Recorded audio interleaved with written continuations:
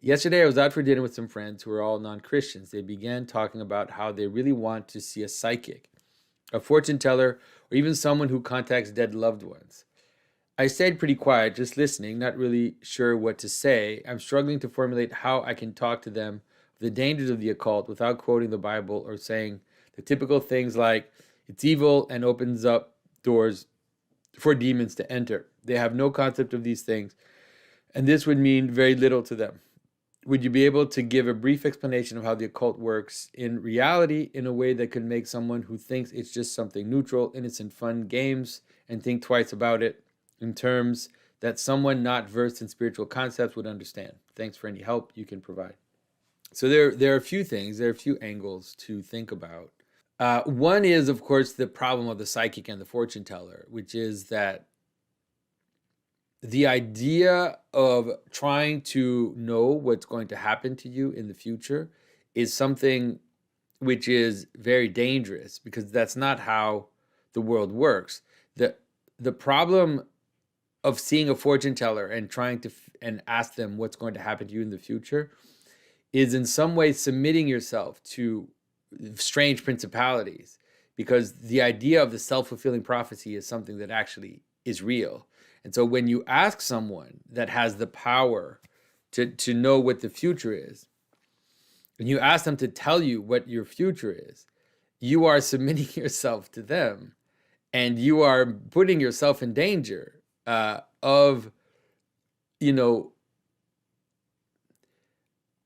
of basically, subjecting your future to that person, and not just to that person, but to whatever principality that person is in contact with. And so it's like the very desire to know your future in that way is dangerous for us. Just that's not even it's just a simple understanding that it has nothing to do with the Bible or spiritual things. It's just a dangerous practice. And the thing is that a lot of the fortune tellers and people who do this will know that.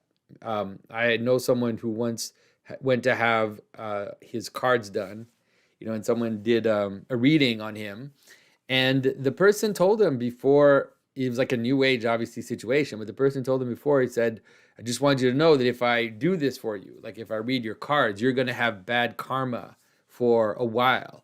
And I think that that's an inevitable thing. It's like if you go see a fortune teller and you ask those kinds of questions, you're actually bringing a curse upon yourself. And it'd be interesting even for people to ask fortune tellers, like, if I do this with you, is there some negative effect on me? Like, will it have a negative effect on me? And possibly the more honest fortune tellers would tell you that yes, although they probably believe that the positive side outweighs the negative side. Okay. So the second one is the problem of talking to dead people and channeling in general, which is that the idea that you're actually talking to dead people is very suspect, to say the least.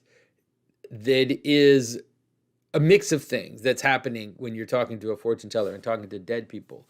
One is the projection of the person that is there, right? It's like you're not talking to dead people. You're talking to yourself. You're talking to your memory, your fantasy, your desire of what that dead person is going to tell you. And the fortune teller is sensitive and capable of channeling that back to you. Whatever aspect of a dead person that you encounter in that way is going to be something like a shell, like an empty shell of a person, either your fantasy of them, either some, let's say, what you could call psychic residue that the person has left. That's a weird word. People struggle to understand that, but what we mean by psychic residue is that the effect that person has left. The often, like, it could be the trauma, or it could be the things that person did will leave traces in others, and you can encounter that kind of thing, but that is not encountering the dead person. And so I would maybe try to help them, because you could maybe even ask them what they think is happening when they're talking to these types of characters, like what exactly they think they're doing. And pressing that a little bit might be actually interesting to just say, like, where is the dead person that they're talking to? Like, from where are they hearing these things?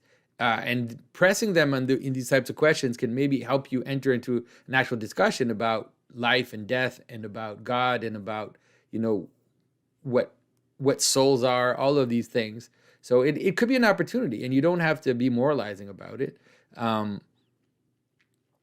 But it is an opportunity to bring up these things and show them, maybe to some extent, how Christianity understands these things in a more profound way, and that the prescriptions against them are not based on just kind of more moralistic ideas, but are based on understanding what exactly it is these things are, and what's happening, and we're prescribing them because the mechanisms by which they're invoking these principalities and dead people is suspect and is dangerous, because it's catching all this kind of projection and chaos, and it's catching all these things that are not actually the dead person. I hope that makes sense. The other thing, like the basic thing about occultism that to understand is that the difference between, so let's say, like, what's the difference between praying to a saint, or praying for my dead mother, or praying for my dead grandmother?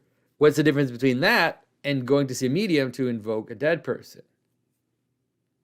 And the answer has to do with the purpose. And it's pretty simple. It's like, the first one is, praying to the saint is making myself, let's say, asking the saint to pray for me to God. And so it is not, how can I say this? I'm not trying to get something in a direct way from the saint. I'm asking them to intercede for me so that God will answer my prayer. The second one is, of course, praying for let's say, my dead relatives or the people that I love. It's done out of a desire for their good, not my good. And so when we go somewhere and we ask to, like, talk to dead people, it's like, what do we want?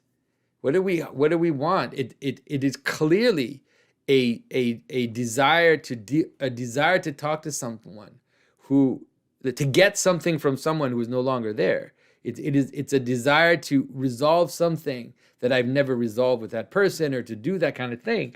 And that is a selfish applied desire. And that is what occultism always boils down to, is that it is using things that look like religion and spirituality, but in order to weaponize reality towards my desires, to basically make things happen that fulfill my own hopes and desires and fantasies. So that's the difference between true religion and occultism. So hopefully that will give you a few tools.